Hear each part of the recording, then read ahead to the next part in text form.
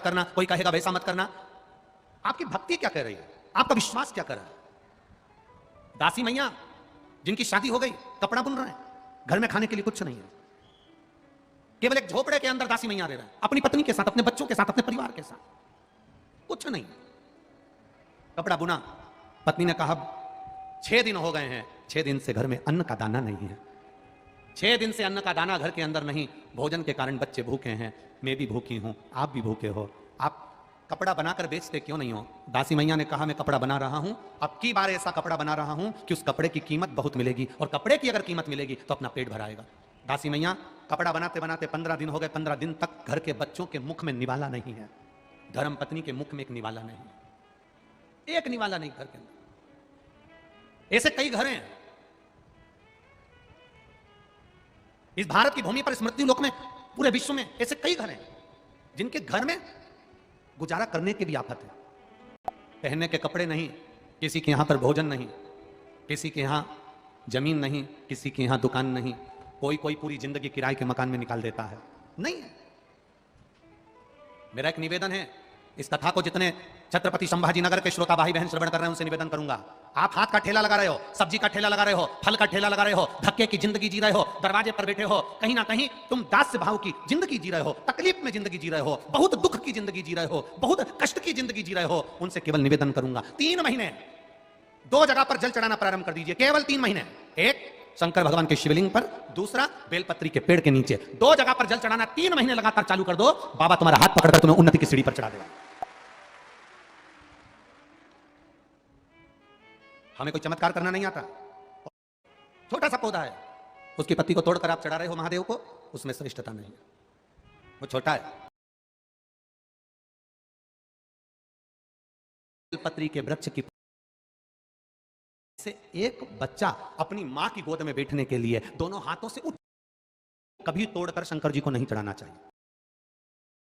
बेलपत्री के वृक्ष के नीचे चढ़ाना प्रारंभ करना। कौन सा बेलपत्री का वृक्ष? जिसकी छाया आपके ऊपर आ रही हो। शिव महापुराण बड़ी सुंदर बात कहता है, ध्यान दीजिएगा।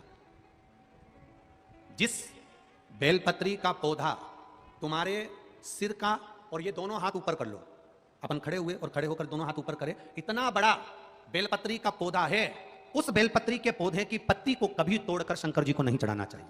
ध्यान रखना, कितना बड़ा पौधा, आप खड़े हो जाओ और खड़े होने के बाद आपका हाथ ऊंचा कर लेना, इतना बड़ा पौधा है, उस पौधे की पत्ती बेलपत्री को तोड़कर शंकर भगवान को कभी नहीं चढ़ाना। शंकर भगवान को उस बेलपत्री को, उस वृक्ष की पत्ती को तोड़ना चाहिए जो वृक्ष तुम्हारे हाथ से थोड़ा सा ऊंचा हो, जिसके लिए तुम्हें हाथ और ऊंचा करना पड़ रहा हो। जैसे एक बच्चा अपनी मां की गोद में बैठने के लिए दोनों हाथों से उचकता है, आवाज लगाता है, उचकता है, आवाज लगाता है, हाथ ऊपर करता है, तो मां उस बच्चे को गोदी में ले लेती है। उसी तरह उस बेलपत्री के वृक्ष की पत्ती तोड़ना चाहिए जिसने थोड़ी उन्नति कर ली हो, जो थोड़ा ऊंचा हो गया हो, तुम उसको पाने का प्रयास करो तो भगवान भी तुम्हें अपनी गोदी में ले ले। ऐसे वृक्ष की पत्ती तोड़। अब तुम छोटा सा पौधा, बिल्कुल जरा सा पौधा, उसी की पत्ती तोड़कर महादेव को चढ़ाओगे, ये श्रेष्ठता नहीं है। छोटा सा पौधा है, उसकी पत्ती को तोड़कर आप चढ़ा रहे हो महादेव को, उसमें श्रेष्ठता नहीं है। वो छोटा है, जो बड़ा, जिसकी छांव तुम्हारे सिर पर आ जाए, आशीर्वाद जिसका तुम्हारे सिर पर आ जाए, उसके नीचे जाओगे, उसके नीचे आराधना करोगे तो थोड़ा सुख का भान होगा। जो छोटा पौधा है उसको बड़ा करने का प्रयास करो, और जो बड़ा है उसके नीचे, जो शिव जी को एक लोटा जल चढ़ाया, बाद में वो जल ले जाकर आपने बेलपत्री के पेड़ के नीचे समर्पित करा, शंकर भगवान को दिया, और फिर बेलपत्र को समर्पित करा, तो उसका सुख, उसका भक्ति, उसका स्नेह, उसका स्मरण सुख प्रदान करेगा, आनंदता देगा, वो आनंदता प्रदान करेगा। हम कई गलतियां करते हैं, हमको स्मरण नहीं हो पाता।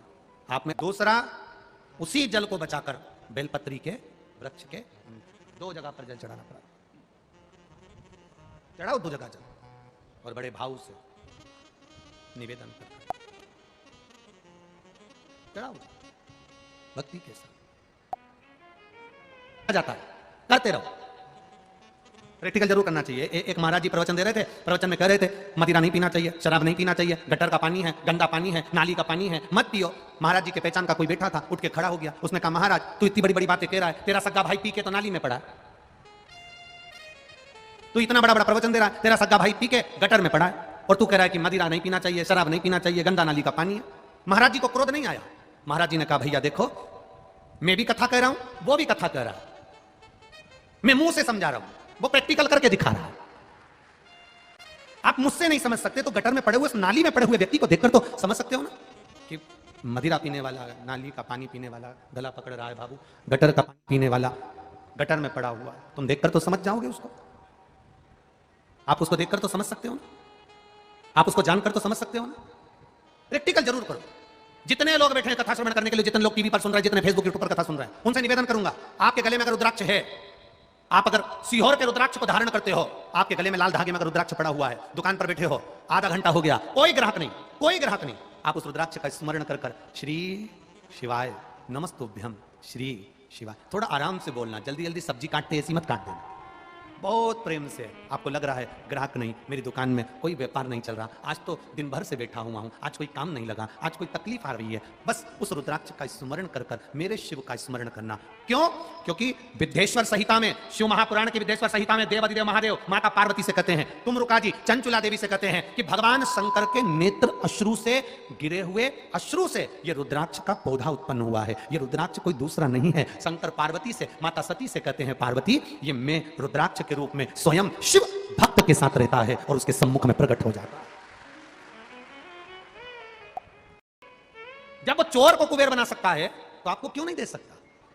दुकान नहीं चल रही, व्यापार नहीं चल रहा, ग्राहक नहीं आ रहे, आज कोई काम नहीं है, लग रहा है अपने गले में पड़ा हुआ एक रुद्राक्ष, शिव तत्व का एक रुद्राक्ष जिसकी कीमत नहीं है, निःशुल्क है, क्योंकि मेरे महादेव को बेचा नहीं जाता।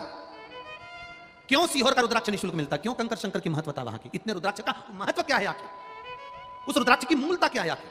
कभी जिंदगी में लेकर आओगे तो समझ में आएगा कि रुद्राक्ष है क्या, उस रुद्राक्ष की मूलता क्या है। बहुत मिलेंगे, बाजार लगा होगा, रुद्राक्ष बहुत मिल जाएंगे, 100 रुपए का, 50 रुपए का, 5 रुपए का, 10 रुपए का, 500 रुपए का, 1 रुपए का, 2 रुपए का, सब मिले, पर उस मेरे महादेव को बेचा नहीं है। वो महादेव जो तुम्हारे पास में है, बस उसको पकड़कर स्मरण किया जाए, स्मरण, भक्ति का स्मरण।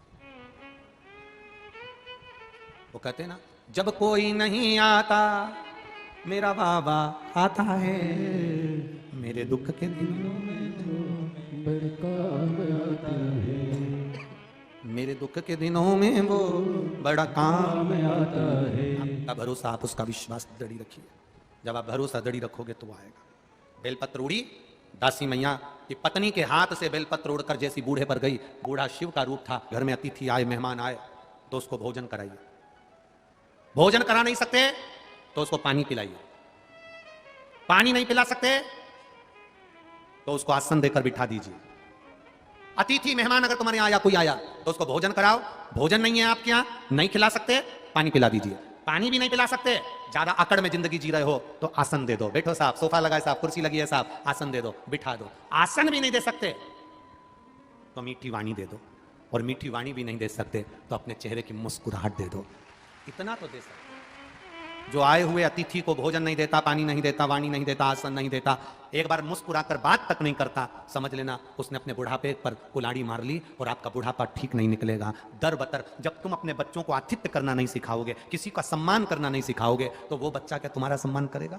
आज हमारे यहाँ मेहमान इतने लोग हैं, पहले के समय में कितने मेहमान आते थे इनसे पूछना, पहले कितने मेहमान आते थे? मामा जी आ रहे, मौसा जी आ रहे, मौसी जी आ रहे, काका जी आ रहे, रिश्तेदार आ रहे। आजकल तो शादियों में भी मेहमान नहीं आते, बारात जाती है,